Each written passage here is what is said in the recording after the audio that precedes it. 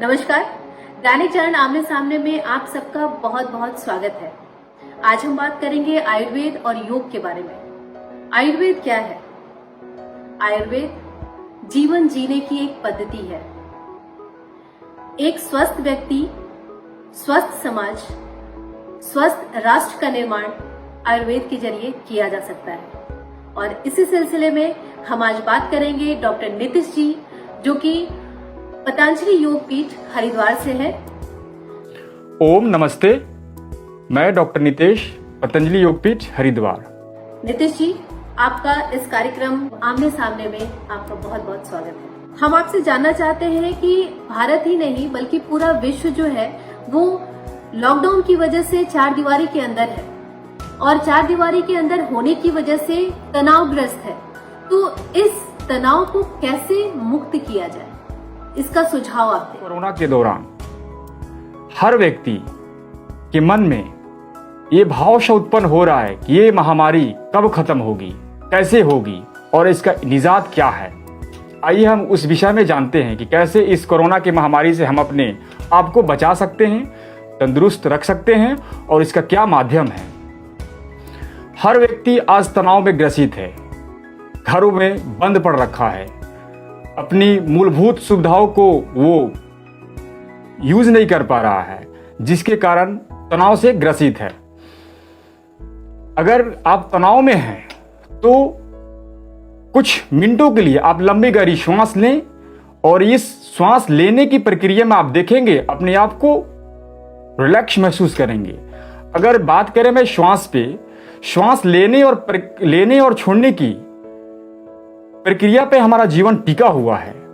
आज मैं योग के माध्यम से ये बताना चाहता हूं कि आप नॉर्मल व्यक्ति अगर कोई श्वास लेता है तो वो 450 ml ऑक्सीजन अपने बॉडी में लेता है और वो पूरे कोशिकाओं तक नहीं पहुंच पाता है, हर सेल को नहीं मिल पाता है जो ऑक्सीजन वो लेता है। लेकिन अगर हम लंबी गहरी श्वास लेते हैं तो ये हमारे बॉडी के अंदर 4500 ml ऑक्सीजन मिलता है, मतलब 10 गुना, जो हर आपके कोशिकाओं को, सेल को ऊर्जा प्राप्त होती है, जिससे कि हम फिजिकली फिट रह सकते हैं।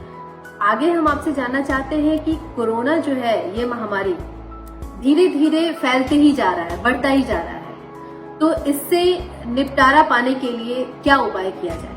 मैं अपने यशस्वी प्रधानमंत्री आदरणीय नरेंद्र मोदी जी को धन्यवाद देना चाहता हूं कि इस कोरोना के दौरान उन्होंने जो स्टेप लिया, उन्होंने जो कदम उठाया, ये हमारे देश के लिए बहुत ही महत्वपूर्ण कदम थी। मैं बात करूं कोरोना के दौरान तो आज आप देख सकते हैं कि जो पहले हमारी परंपरा धूमिल हो चुकी थी, वैदिक परंपरा, ऋषि परंपरा, वो आज फिर से पुनः जीवित हो रही है। आप देख सकते हैं कि इस कोरोना की महामारी से लड़ने के लिए, इस कोरोना को मात देने के लिए आज व्हाइट हाउस में शांति पाठ कराया जा रहा है कि कम से कम इस पाठ के दौरान सुनने से आदमी को मानसिक संतुलन मिले और जिससे आप मेंटली फिट रहें। आपसे यही आग्रह करता हूं कि जो भी आप निर्णय लिए या अच्छे कदम उठाएं इस लॉकडाउन के दौरान, इस कोरोना के दौरान, आप उसको अपने जीवन काल में अपनाएं, उसको अपने जीवन काल में उतारें कि कोरोना से भी अगर कोई बड़ी महामारी आए तो उसको असहज तरीके से, आसान तरीके से आप चुनौती दे सकते हैं। और सोशल डिस्टेंसिंग का पालन करें, सैनिटाइजर का यूज करें, मास्क का यूज करें और अपनी वैदिक परंपरा, ऋषि परंपरा को पुनः जीवित करने के लिए हम सभी को आत्मनिर्भर होना पड़ेगा, आत्मस्वावलंबी होना पड़ेगा। और सरदेव स्वामी जी और मोदी जी का जो सोच है, जो उनका एक निष्ठा है कि देश को फिर से विश्व गुरु बनाएंगे और इस विश्व को दिखाएंगे कि हम योग के माध्यम से, आयुर्वेद के माध्यम से, हम ऋषि परंपरा, वैदिक परंपरा के माध्यम से कैसे अपने देश को ये विश्व पटल पे रख सकते हैं। सरकार और स्वास्थ्य मंत्रालय सभी लोग आयुर्वेद पर जोर दे रहे हैं, क्या खास बात है, इस पर आप प्रकाश डालें। अगर मैं बात करूं आयुर्वेद की तो आयुर्वेद आपके इम्यूनिटी को कैसे बढ़ा सकता है? मैं तो इम्यूनिटी वर्ड पहले भी सुना था, लेकिन ये कोरोना के दौरान शब्द सुनने को मिला।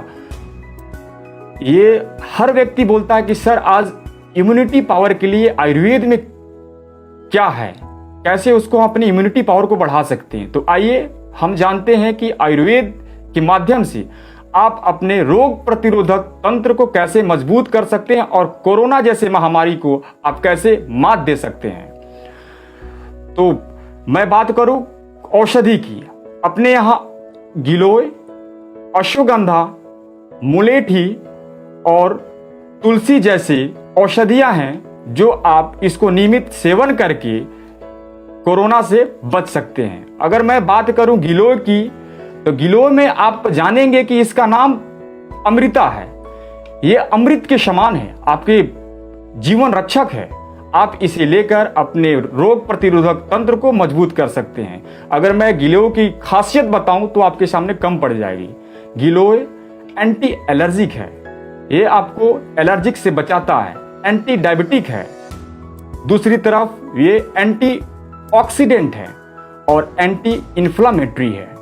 गिलोय से हमारे हर अंग मजबूत होते हैं। गिलोय का सेवन करने से गिलोय में कैल्शियम, फास्फोरस, कॉपर इत्यादि पाए जाते हैं। अश्वगंधा का सेवन करने से हमारे शरीर के अंदर प्रोटीन की मात्रा बढ़ जाती है। साथ साथ ये अश्वगंधा का सेवन करने से हेमोग्लोबिन भी बढ़ जाता है। और दूसरी तरफ मैं बात करूं तो white blood cell, red blood cell की मात्रा बढ़ जाती है, जिससे कि रोग प्रतिरोधक तंत्र हमारा मजबूत होता है और बैक्टीरिया से, वायरस से, फंगस से लड़ने के लिए हमारे शरीर को मजबूती प्रदान करता है। नीतीश जी, और भी हम आपसे जानना चाहेंगे कि योग के जरिए अपने जीवन शक्ति को कैसे बढ़ा सकते हैं।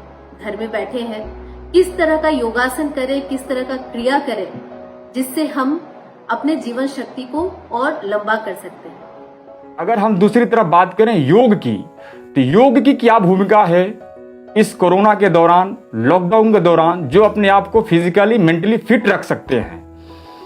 सरदेव स्वामी जी हमेशा से बताते रहे हैं कि मुख्यतः 5 प्राणायाम हैं जो आप करके फिजिकली मेंटली फिट रह सकते हैं। वो मुख्यतः प्राणायाम कपालभाति, भस्त्रिका, अनुलोम विलोम, उद्गीत और उज्जयी है। आप इस लॉकडाउन के दौरान आप योग से अपने आप को फिट रख सकते हैं। आप योग को अपने दिनचर्या में शामिल करें। सुबह उठें, कम से कम 10 से 15 मिनट नियमित योगाभ्यास करें।